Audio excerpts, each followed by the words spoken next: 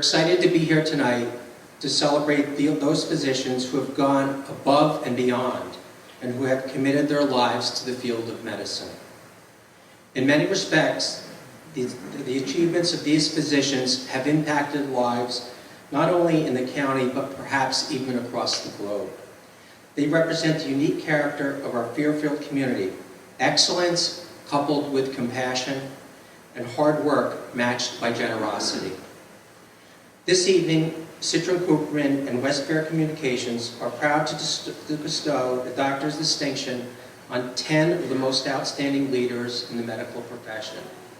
On behalf of Citrin Cooperman, congratulations to tonight's winners, and a big thank you to our event sponsors and also to our judges. I'd like to now call up to the podium our keynote speaker, Dr. Jeremy Richman. Dr. Richman is founder and CEO of Avielle Foundation, which is committed to preventing violence and building compassion through neuroscience research, community engagement, and education. Dr. Richman has extensive experience ranging from neuroscience and neuropsychopharmacology to cardiovascular biology, diabetes, obesity, metabolic syndrome, immunology, inflammation, and kidney disease. He has worked in the drug discovery arena for over 2 decades and is passionate about helping people live happier and healthier lives. Dr. Richman and his wife, Jennifer Hensel, started the Avielle Foundation. It is their belief that through brain health research and initiatives, we can protect our loved ones and foster happier and stronger communities. Please join me in welcoming Dr. Richman. I'm going to talk really briefly about why I'm here, and I'm going to introduce myself. I'm a scientist, and I'm a doctor, but I'm of a different ilk than we're recognizing tonight. I have a PhD in neuropharmacology, and I got into neuropharmacology because when I was a child, I had a grandfather that had Alzheimer's disease. I'm sure by raising a hand, how many of you have been touched in your life by Alzheimer's disease? Most people, right. When I was a kid, it was a really tragic disease, but it also, to a great degree, fascinated me how much of who we are, down to our core, depends on the proper function of this organ, the brain. Because that disease is a lot more than just I can't remember things. It changes your whole personality. And I only point this out because when I talk to people, it's so important to highlight the value of letting things touch you to your heart in your endeavors. As is often attributed to the Holocaust survivor Viktor Frankl, but actually he was quoting Nietzsche when he said, "Those who have the why can endure any how." So when you find a passion in your life, there's no obstacle. How you get to your summit is really not fraught with obstacles, but rather opportunities. My wife, she's a scientist as well, which is a great advantage because we speak the same language, but she's not a neuroscientist, which prevents a lot of bickering. Unfortunately, I now have the responsibility and the burden of introducing myself in another way. As parents who had the joy of having, through a lot of effort, our only child, a daughter, who grew to 6 years old, she grew up with an unbelievably bright smile. She could warm anybody's heart. She was everybody's friend. She had a unique name, Avielle. She thought everybody did. I'd come home from work and say, I was working with Troy today, and she'd say, "Troy, I know a Troy. Oh my gosh, what is the odds that there be 2 people with the same name?" She named everything, and she loved a story more than anything. She would ask for stories going to bed, in the car, in the bathroom. She needed stories, and she recognized that her life itself was a story. Unfortunately, the story ended on December 14th of 2012 when she was murdered with 19 of her friends and classmates and 6 of her educators in the Sandy Hook Elementary School murders. Very dark Friday. As you can imagine, this turned our world upside down. It's such a profound heartbreak that you literally, let me paint a picture. I mean, you can't even get off the floor for fear that you're going to get spun off the world. Jennifer and I immediately said, we have to do something. We have to prevent this from happening to somebody else. This suffering is too much of a burden. We have to try to do something to stop it. So we wanted to play to our strengths. And we started the Avielle Foundation. As we traveled around the world, the country, introducing ourselves to people, trying to drum up support for our concept or idea that I'm going to introduce to you, people would come up to us all the time and they'd say, I can't imagine what that would be like. I can't imagine what it would be like to lose my child in that way. And while, of course, we appreciate the sentiment, the irony is that they are imagining it, just for a second. They're putting themselves in those shoes, walking a few steps and saying, that's horrifying, that's horrific. But we've all loved somebody. We've all been loved by somebody, so we can imagine it. We become involved when we let things touch us to the core. And so I'm here to touch all of you guys, and you need to let that touch you and spread that word, spread the wealth of information, that understanding that when you are touched by something, you'll get involved. Because it's through that that we get things done.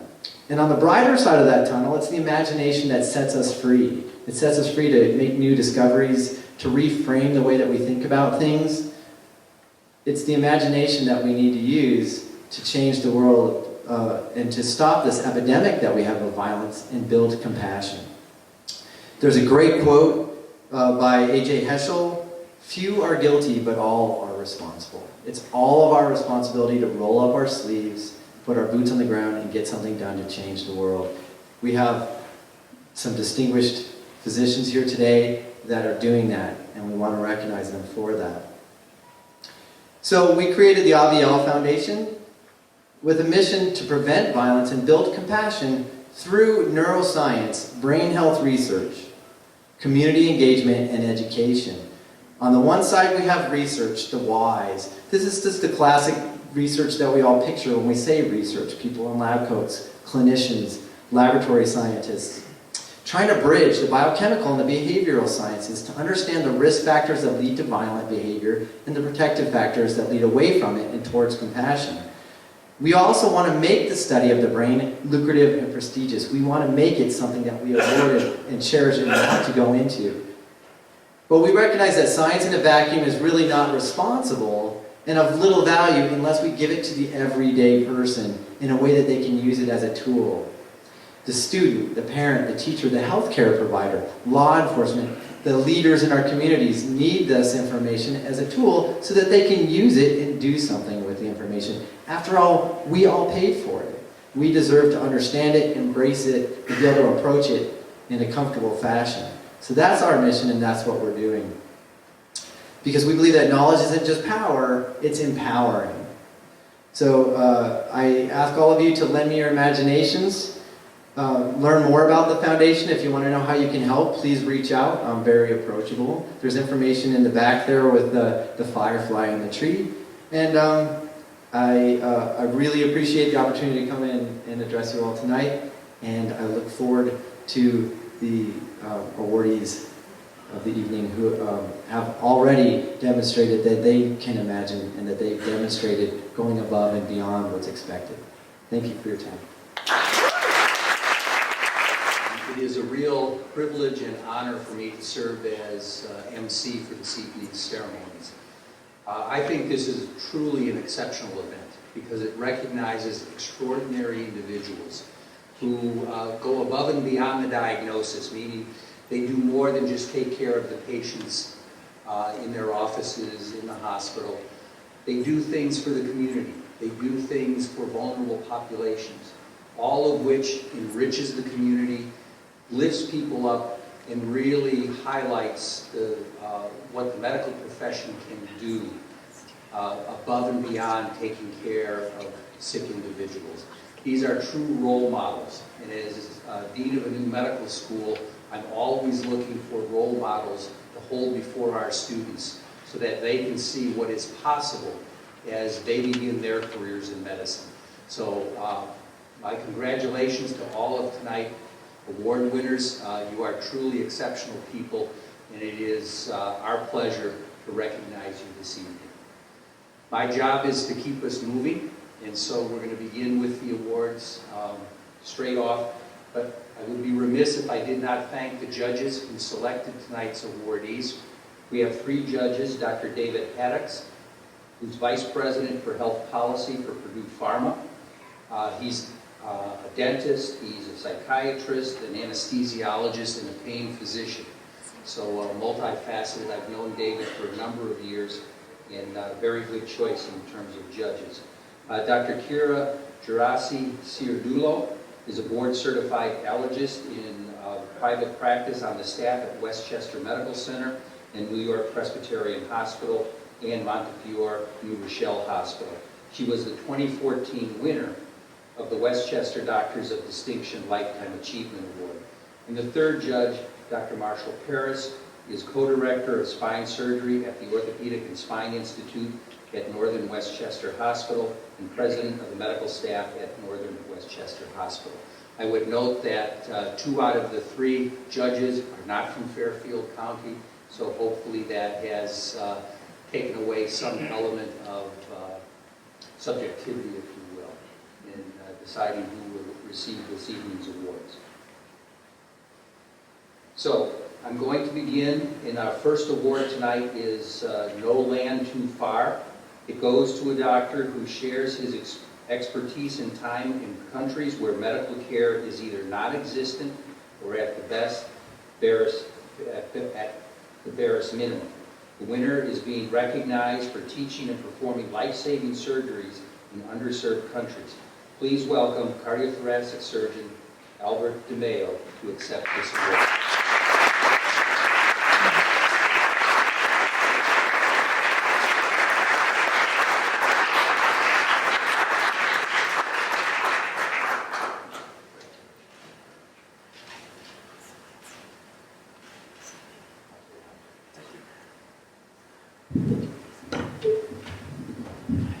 Thank you very much. It's obviously a real privilege to be here tonight and to be awarded this award in the presence of a lot of other great physicians. So I take that as a real privilege. I'd be remiss if I didn't thank the organization that I was involved with. It's called Hearts Around the World. It's an educational organization that's mission is not just to parachute into third world countries that need healthcare, but to form reciprocal educational relationships. And I was lucky enough to be involved in 3 missions last year to China, Vietnam, and Cuba. All 3 developing world countries that need the benefits of Western medical practices and standards, and were incredibly receptive and interested in everything we had to offer. One of the things that almost anyone who does any medical mission work always talks about is the patients that we get to take care of in these institutions, and the stoicism and the bravery and the gratitude and the patience of the kind of people that I have an opportunity to operate on is a great privilege for any doctor to interact with. And those of us who become physicians really dream of taking care of the kind of patients that I had the opportunity to take care of in these countries. Sometimes people waiting literally for months in the hospital for an operation, or making their way from the rice paddies in Vietnam to Ho Chi Minh City, sleeping on the floor of the hospital for a week at a time just to get an office appointment to get an INR check. These are the kind of people that are all over the world and really benefit from the medical field. They're very grateful, and they're incredibly forgiving of difficulties associated with surgery in a way that really is very gratifying. And the only thing I would say in conclusion is that the great experience for me was really cemented by the fact that every country I went to, these are former adversaries or enemies of the United States with very different political systems. When I was introduced to a patient or a patient's family member that I was literally going to be doing heart surgery on in maybe 10 minutes, the way I was always introduced was that this is a doctor from America. And that was all that needed to be said. No one needed to know where I went to medical school, where I trained, how long I'd been working, how old I was, where I came from.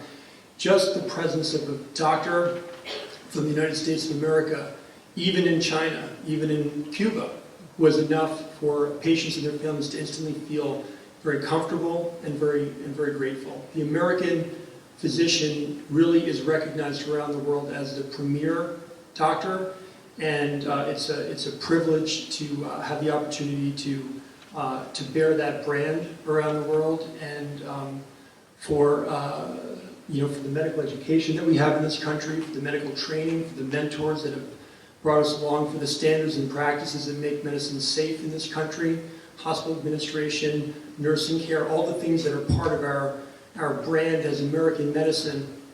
It's really a great privilege and a wonderful opportunity to be a doctor in this country in this time. So thank you very much. I appreciate it. Our next award is the Caring for All Award, and there are 2 recipients tonight. This award honors doctors who turn no patient away, but rather devote time and effort pro bono. Our first awardee is Stephen Winter, a pulmonologist, a lifetime volunteer, and he is being recognized for his substantial work as the medical director of Norwalk's AmeriCare's free clinic. Dr. Winter, please come up to accept your award.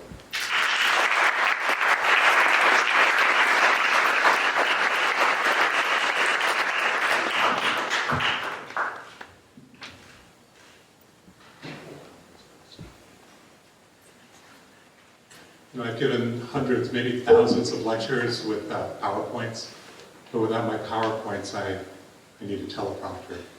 I'm going to read a little bit to you. I really want to thank you for this honor. I feel very privileged to be counted among this very distinguished group of doctors, many of whom I already know. But I'm really standing here today because of 2 remarkable women, and I would like to use my 5 minutes of fame to thank both of them. First is Karen Gottlieb. Karen has led the AmeriCare's free clinic program since it began in 1994, when some really random events brought the 2 of us together to talk about a new idea to provide medical care for patients without medical options in Fairfield County. That series of meetings with a dynamic young woman and one of her colleagues drew me into the free clinics program and caught me up in the centrifugal force of the AmeriCare's international programs. As a consequence of those meetings, I began my 22-year affiliation with the free clinic program and their parent organization, AmeriCare's. And within a few weeks, I was on my way to Rwanda to spend a month providing medical care in a field hospital for returning refugees shortly after the genocide. And that was the first of more than 20 trips together with AmeriCare's. These first meetings with Karen changed the trajectory of my life and started a decades-long love affair with 2 great organizations, the AmeriCare's Free Clinic and Free Clinic Program and the AmeriCare's Foundation. Speaking of love affairs, none of this would have been possible without the support of my brainy and beautiful wife, Eva. She has supported, and maybe the word would be tolerated, my regular disappearances to remote and sometimes dangerous places around the world. She held our household and our young family together as I tried to save the world. But once the kids grew up, she came full circle and joined me as a partner in crime and went with me on some really difficult missions to Haiti after the earthquake, to Uganda after Idi Amin, to Ethiopia after one of the many famines. She has really been a partner in all of this, from the days when she stayed home to cover for me, and the times when she's been a part of all of this with me. So Eva and Karen are the platform on which this life of work has been built. They ultimately are the real reason that I'm here today. So thank you, Eva. Thank you, Karen. Thank you all for this wonderful honor. Our second recipient of the Caring for All Award goes to Zane Saul, an infectious disease physician who is being recognized for his commitment to seeing all patients regardless of their ability to pay and their education. Dr. Saul, please come up and accept your award.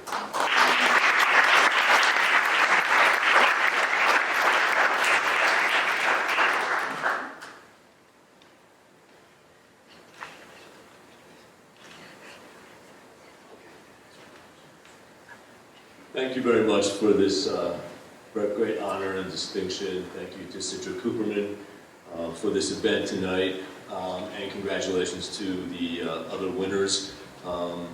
Somebody earlier said it's an honor to be in the same room with all of these doctors of distinction.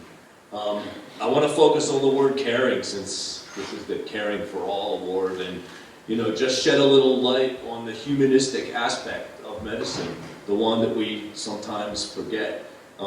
That's the real joy for me, is the relationships that I have with patients, the humanistic side. We spend way too much time on the computer and with charts and on the phone and looking up labs, and we don't spend as much time as we'd like to at the bedside with the patients. But these are the relationships that keep us going, and that makes me happy every day. That hug, a little old lady with dementia just wanted to hold my hand the other day, and it just was incredibly gratifying. I remember a defining moment when one of my long-term HIV patients was losing her battle with life, and her daughter was at her bedside, and together we decided to make her hospice care, and we both had tears at the same time. But that's that's what brings me joy every day, are these great relationships that you build with patients, and makes me happy to go to work every day. So thank you again for this award. So this year we have a new award, the Female Trailblazer Award. And this goes to a physician who has made great strides in empowering other women to advocate for themselves and to be aware of their specific medical needs. Tonight's award will recognize someone who does just that, dedicating her time to advocating for and educating women. Ramel Maloney, please come up to accept your award.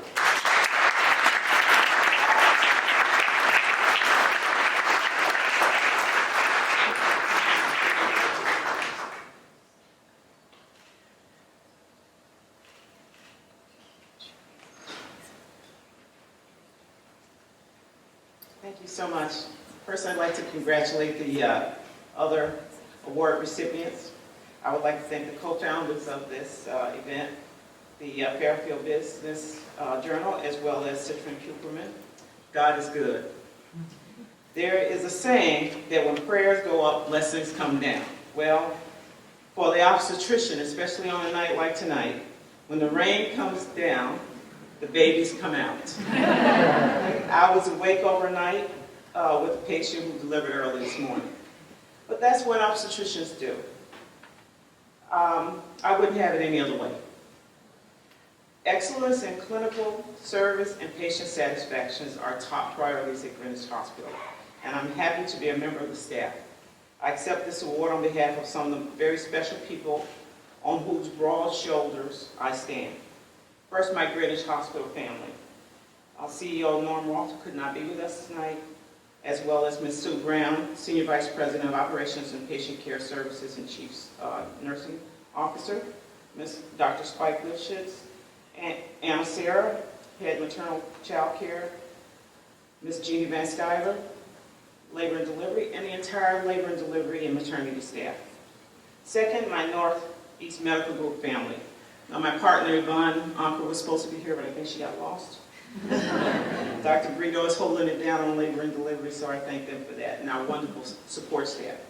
Also, Mr. John Bryant, who's a partner, as you heard from Citrin Cooperman, whose business and accounting guidance has been priceless. Thank you so much, John.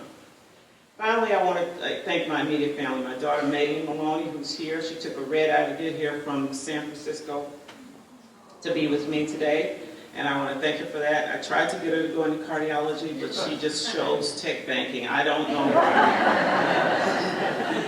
Also, my son, Andrew Maloney Jr., who wanted to be here, but his professor changed his exam from this past Friday to tomorrow, so he couldn't be here. But the good news is that he's graduating from Morehouse College, which is, as some of you may know, a historically all-male black college. That boasts such famous alumni such as Julian Bond and Dr. Martin Luther King. In fact, two of its alumni are featured in a Capital One commercial you may have seen, Spike Lee and Samuel Jackson. And no, Charles Barkley did not graduate from the class. Also, I would like to thank my 87-year-old mother who traveled from Memphis, Tennessee to be with me tonight. Mom, I owe you everything.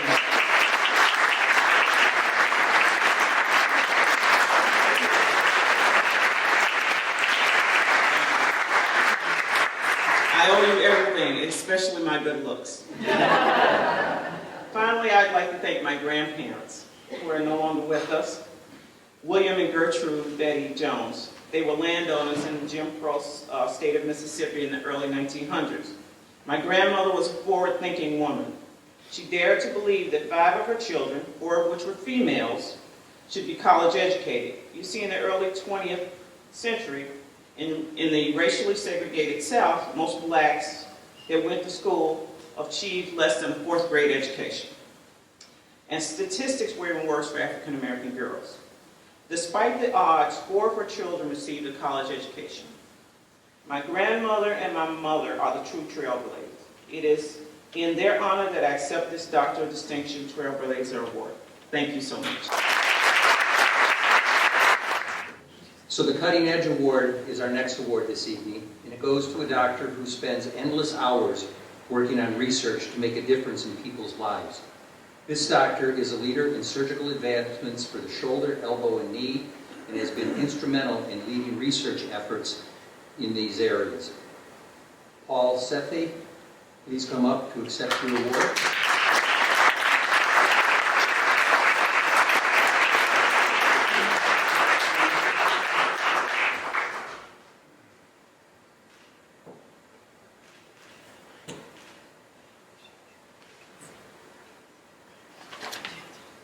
Thank you very much. As all of my previous awardees have commented, I'm very humbled to be here amongst a storied and very impressive crowd of people.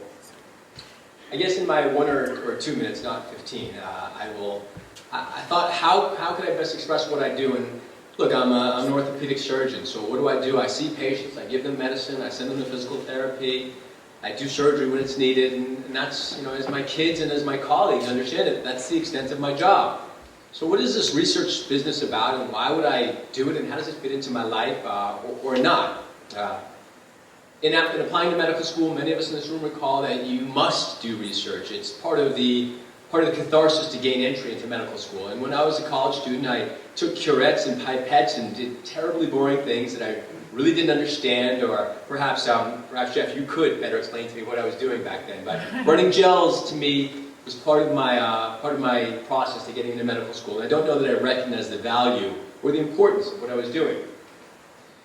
I was fortunate enough to find a mentor in medical school, and he was the director of transplant research, and he now leads all of transplant research at Yale. And we took a liking to one another, and he'd bring me out on the harvesting or acquiring of a liver. And then we take that same liver and bring it back to the hospital, and over the next 18 to 20 hours, implant it into somebody who was really about to die. So we'd go through this 24 or 26-hour process, and it was beyond amazing to me. And I was in my 20s, so I could stay up for 48 hours if I needed to. And what I found amazing about this doctor is that not only would he take you from really being just as close to death's door to being alive and vibrant and raising a family again, but he'd then take his extra time and study this liver, and study the medications, and study what applications we could do to the transplanted liver so that it would succeed more, there would be less rejection, there would be more acceptance, there would be better function. And he sat me down and he said, this is why I do it. I can do the surgery, I can understand the science, but I can do the science to make it better. And that was an aha moment to me. I realized, you know what? I do understand research. And if the research can relate to how I can serve patients in a better way, well then, this is what I should do. Fast forward, I was living in Los Angeles, and my mentor at that time was a man named Frank Jobe. And Dr. Jobe was an amazing guy. He invented Tommy John surgery. Tommy John surgery is the elbow reconstruction for the inside ligament of throwing arms, of pitchers. And had Sandy Koufax had the chance to meet Dr. Jobe, he'd probably still be pitching today, but it didn't work out. But Dr. Jobe said, look, I said, how did you decide to do this? What were you thinking? And he said, well, I got really tired and frustrated of seeing all these pitchers come in with broken elbows and broken down elbows and ending their career. So he said, so I thought about it and figured it out, and Tommy John came to me and said, look, you better come up with an answer for me, I'll be back in 6 months. So he went to the lab and he thought about it, and he did dissections and consulted all of his colleagues, and he did it on Tommy John, and it didn't work. So Tommy John said, look, it didn't work. I want you to do it again and make sure you get it right this time. So he went back into the lab and he figured it out, and this time he got it right. And he changed the world of baseball and the throwing arm. So I said to him, Dr. Jobe, why didn't you name us Dr. Jobe Surgery, and how did you have the courage to do it again? He goes, because you know what? I thought I could help a lot more people. And I named it Tommy John Surgery because that's who I did it on. I didn't do it on me. And that was my stimulus. I thought to myself, what better chance? I maybe will have the fortune to operate on 5,000 or 10,000 people in my career as a surgeon. But what a unique opportunity if I could think of ways it could help 500,000 or 1 million people, or change the lives of orthopedic patients throughout the world. What a real honor. And that's it. And that's what I do, and I'm lucky. And I'm lucky in a lot of ways. I'm lucky that I had the right family to give me the opportunity. I'm lucky that I had the right family to tolerate. That was a very good word. Tolerate my running around. And I'm lucky that I found the right group of the right organization, the right group of physicians to practice with that have encouraged and allowed me to chase after these sometimes esoteric but sometimes meaningful dreams.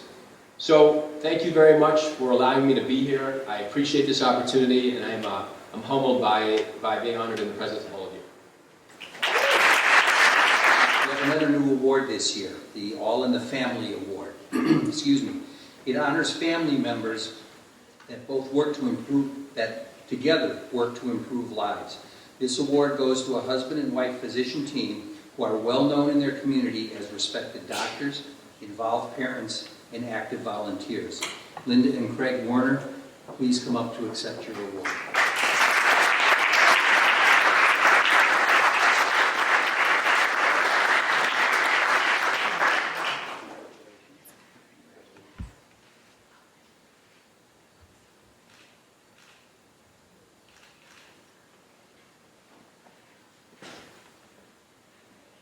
Hi. I'd like to congratulate the other winners this evening. I'd like to thank Cooperman and Fairfield County Business Journal. I was told that I only had about 15 seconds to talk because that's why our marriage works.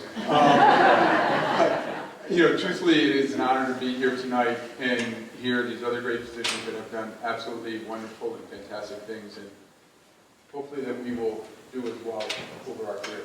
It's all yours.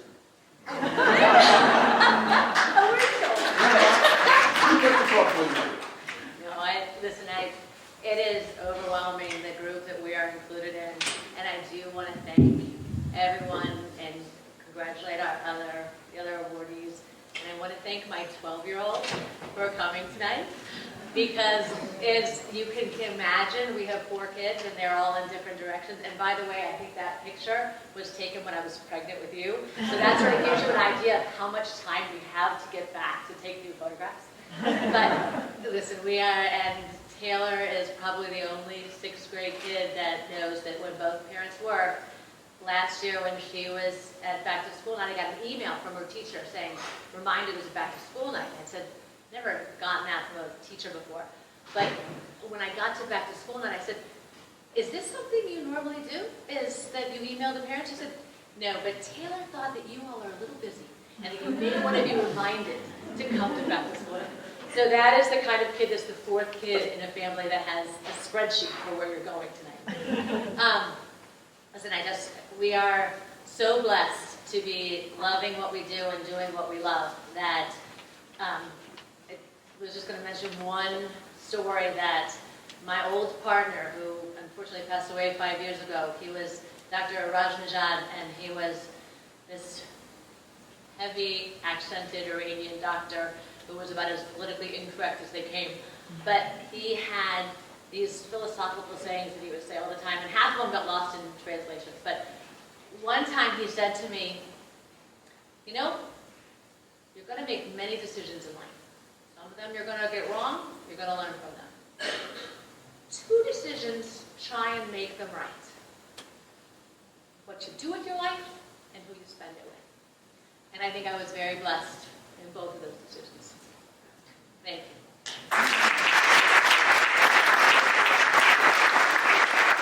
So this evening, we'll be recognizing two individuals for their lifetime achievements. The Lifetime Achievement Award goes to individuals who have had decade-long careers impacting numerous lives of patients, students, and staff. Our first awardee is a respected medical director and musician and has been called an inspiration by his colleagues. Noel Robin, please come up and accept your award.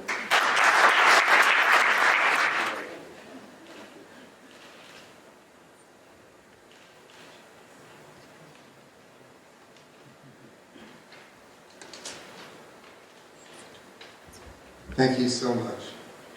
I am deeply grateful for this award and for the very kind recognition that you have bestowed upon me. The good fortune to pursue that which I have so deeply loved and cherished must begin with recognition of those who have been so meaningful to me in my life that in no way would I be addressing you this evening without them. I recognize first my parents of blessed memory, my father Benjamin and my mother Lillian. My father was born on December 31st, 1900 in a shtetl in Warsaw, Poland, as he literally heralded the beginning of the 20th century. Of a humble background, his father was a rabbi. My grandparents had the courage and presence of mind to usher their children and take whatever few belongings they could and leave at the time of a major pogrom and emigrate to their beloved adoptive land. Surely, with all that subsequently transpired in Poland, they would never have survived, nor would I be telling their story. My mother was born in New York City of Russian immigrants, and my mother and father, humble, caring, and devoted parents, raised their 4 children in a 2-bedroom apartment in Brooklyn. My parents so deeply believed in education, hard work, self-reliance, and responsibility, and no one demonstrated by example more than they did.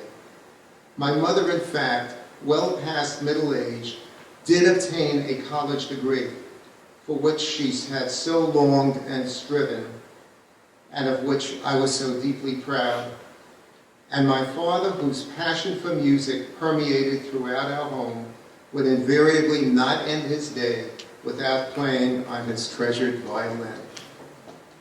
I have also had the good fortune to be profoundly inspired by many teachers who generously imparted their knowledge and love of learning throughout my lifetime of study, beginning with the public school system in Brooklyn and continuing throughout completion of college, medical school, internship, residency, and fellowship training. My teachers not only conveyed to me their ebullience of knowledge, but also their enthusiasm and passion to understand fundamental principles and reasons and their extrapolations to the world around us, to always seek truth and relevant to knowledge and skills we seek and attain those which must ultimately have applicability to our patients, to impact their lives in the most meaningful of ways.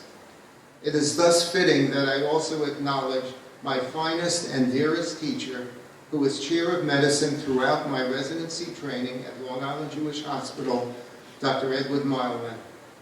If ever a human being embodied the beautiful qualities one would idealize in a physician, it was he, a master diagnostician, an erudite scholar, and a compassionate healer, beloved by all of his students and adored by all of his patients. I am so grateful that I was able to tell him later in his life, and on more than one occasion, that second only to my own father, no man has meant more to me than he.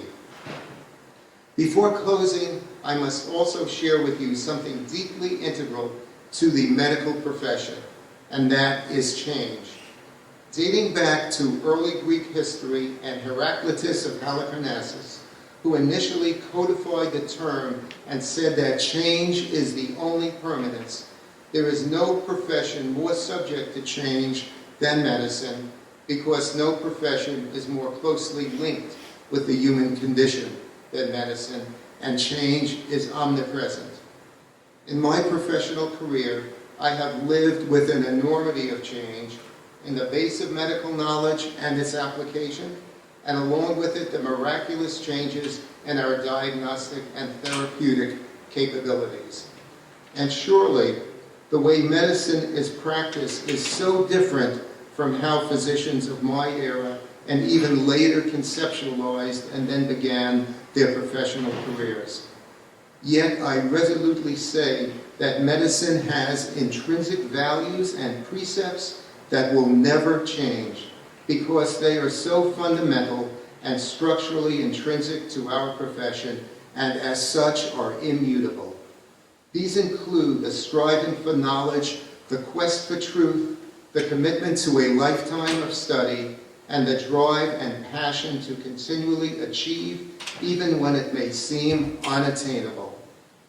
Perseverance, integrity, and love of one's art are eternally, indispensably, indelibly, and inextricably the fabric upon which our glorious profession is woven.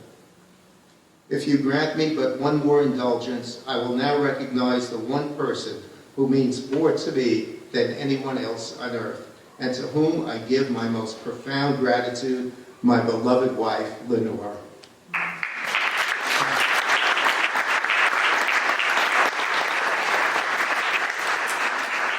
As Lenore and I celebrate our 49th wedding anniversary in 3 days, 3 adored children and their spouses, and 7 grandchildren later, I express to you, Lenore, my heartfelt appreciation and my deepest love. Lenore, I could not do it without you. Thank you all so much. The second Lifetime Achievement Award winner, excuse me, hasn't slowed down after 4 decades providing quality care to patients at his own practice and at Nathan Witherall. Francis Walsh, please come up and accept your award.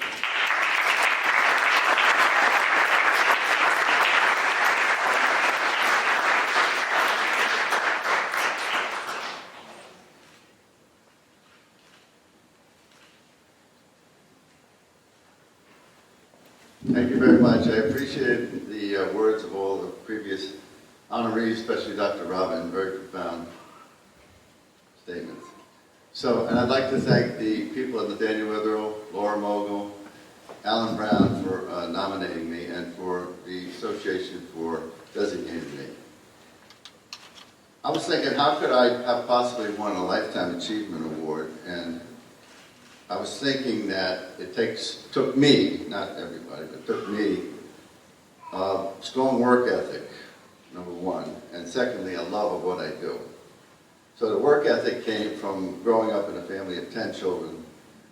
And my father had many rules, but one of the rules was you have to go to college, you have to go to grad school, and you have to pay for it yourself. So we all worked hard. I did every job you could imagine. Paperboy, caddy, I drove an A&P truck, I loved meat, I unloaded trains. I was a postman, a janitor, a typist. I mean, the Walshes were working all the time, and we all made it, so my father got his wish. So I had the work ethic, which I still have. I still have a strong work ethic. Anybody who has been around me knows that I like to work. The second thing is to love what you do. You have to love what you do in order to keep doing it for so long and enjoying it the whole time. So I didn't know anything about medicine. We never went to the doctor when we were kids. You got a lifesaver or some milk toast or something if you were sick. So I was at Holy Cross and I was taking very liberal arts curriculum. As a matter of fact, my degree from college is AD Greek. I took 3 languages, philosophy, theology, rhetoric, history, English. And my brother was in medical school, and he said, why don't you come down and see what it's like? Maybe you like this. You look like you might like this. So I spent a few days with him, and I said, yeah, I think I could do this. This sounds like something I can do. So I applied to medical school after college. Fortunately, I got into medical school right after college, even though I had a liberal arts degree. And as soon as I got into it, I fell in love with it. I just said, this is what I was meant to be. meant to be a doctor. So it was easy from then on. I like to go to work. There's nothing better. So I'd go to work no matter what. And then also, in order to get a Lifetime Achievement Award, you need a good staff, you need good associates, you need good partners. And I had that. I also have another Lifetime Achievement, and that's my wonderful family, all my grandkids, my 10 grandkids, 4 kids, and the love of my wife of over 50 years, Maureen. So I thank everybody. It's now my pleasure to introduce one of the faculty members from the Frank Netter School of Medicine, Professor Doug McHugh. I would just note that Doug is a recipient of Quinnipiac University's highest teaching award, the Excellence in Teaching Award. We're very privileged to have him on the faculty at the Netter School, and see if he can guess where he calls home.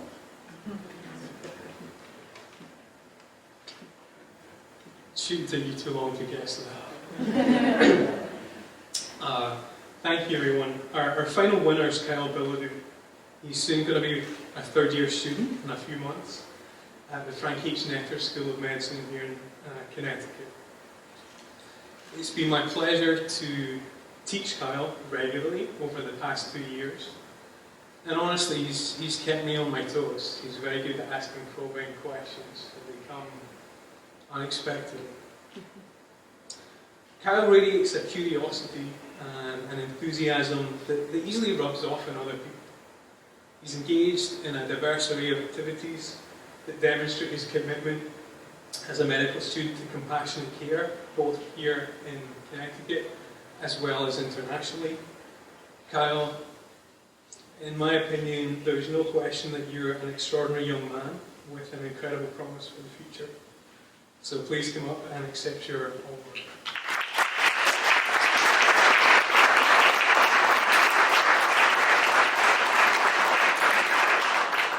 Congratulations. Get in the middle.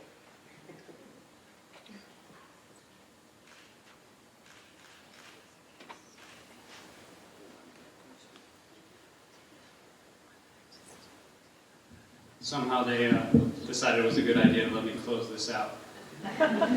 But first I'd like to thank the Waveny and Citrin Cooperman just for hosting such a wonderful event. And just to reiterate what everyone else has said so far, it's just sort of been an honor. And a lot of this came as a surprise. Dr. McHugh had emailed me one day and just said, hey, you know, they have this thing and I'd like to nominate you if that's okay. And not really thinking much of it, I just said, absolutely, you know, go ahead. And I have to just give a quick shout out to Dr. McHugh because serendipity would have it, he was the one that was standing behind me when I donned my white coat at Quinnipiac for the very first time. And over the last 2 years, we've sort of just formed this really awesome relationship in that all hours of the night, I'll just send him a question and he'll usually get back to me with a really witty answer. And not only that, but there were a lot of days I would come home from class and he would just have shot me an email and said, you know, hey, how's life going? And it was pretty amazing to have a professor really go out of his way, and I think that's a testament to who Dr. McHugh is and just his dedication to the Netter School of Medicine and the students that are there. And as I said, this is a little bit of a surprise, and I had to reflect on this for a few minutes, and the promise for the future, I wasn't quite sure what that meant, so I had to think about it.